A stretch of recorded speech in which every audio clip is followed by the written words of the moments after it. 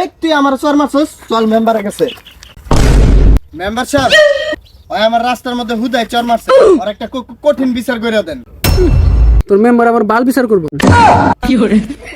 আচ্ছা হন, তুই যখন আর মারছসি ওর 10 টাকা জরিমানা দে, আর না তুই একটা চর খা।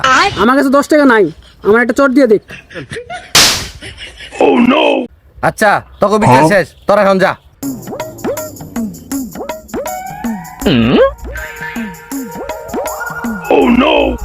চল এখন মেম্বারের কাছে।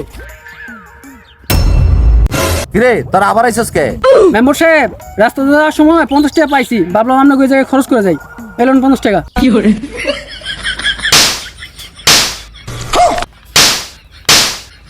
শোনেন, এই যে 30 টাকা নেবেন আপনি, আর ওরা দেবেন 20 টাকা।